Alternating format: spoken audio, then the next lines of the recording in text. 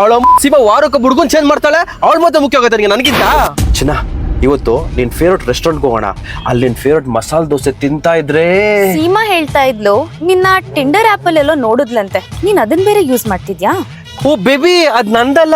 Dutch ನನ್ ಫೋನಲ್ಲಿ install ಮಾಡ್ಕೊಂಡು ಅವ್ನು ಯೂಸ್ ಮಾಡ್ತಾವನೆ. ಅವ್ನು ಯೂಸ್ ಮಾಡ್ಬೇಕು ಅಂತ ಇನ್ಸ್ಟಾಲ್ ಮಾಡ್ಕೊಂಡವನೆ. ನಾನ್ ಯಾಕೆ ಬೇಬಿ ಮಾಡ್ಲಿ? ನಂಗೆ ನೀನಿಲ್ವಾ? ನಿಂಗೆ ಇನ್ನೂ ನಂಬಿಕೆ ಬರ್ತಾ ಇಲ್ವಾ? ಆ ಸೀಮಾ ಮಾತು ಕೇಳ್ಕೊಂಡು ಅವಳ ಸೀಮಾ ವಾರಕ್ಕೆ ಹುಡುಗನ್ ಚೇಂಜ್ ಮಾಡ್ತಾಳೆ. ಅವಳ ಮತ್ತೆ ಮುಖ್ಯ ಆಗುತ್ತೆ ನಿನಗೆ ನನಗಿಂತ.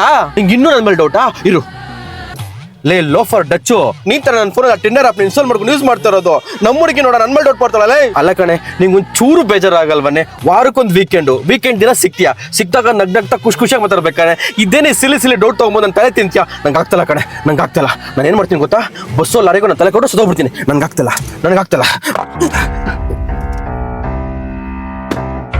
ನಾವಿಬ್ರು 3 ವರ್ಷದಲ್ಲಿ ಲವ್ ಮಾಡ್ತಾ ಇದೀವಿ. ನಾನು ಎಷ್ಟು ಸಿನ್ಸಿಯರ್ ಆಗಿ ಪ್ರೀತಿಸ್ತಾ ಇದ್ದೀನಿ. ಅವಳು ಯಾವಳ ಮಾತು ಕೇಳ್ಕೊಂಡು ನನ್ನ ಮೇಲೆ ಡೌಟ್ ಪಡ್ತೀಯಲ್ವಾ ನೀನು? ನಿಂಗೆ ಇನ್ನೂ ನಂಬಿಕೆ ಬರ್ತಲ್ಲ ಅಲ್ವಾ? ಇರು ಏಯ್ ಲೋಫರ್, ನಂದು ನಿಂದು ಫ್ರೆಂಡ್ಶಿಪ್ ಕಟ್ಕೋಣ. ನಿನ್ನಿಂದ ನನ್ನ ಲವ್ ಹಾಳಾಗ್ತದೆ ಇಲ್ಲಿ. ನಿನ್ಗಿಂತ ನನ್ನ ಹುಡುಗಿನೇ ಹೆಚ್ಚು ನನಗೆ. ನೀನು ನಂಗೆ ಬೇಕಾಗಿಲ್ಲ, ಆಯ್ತಾ?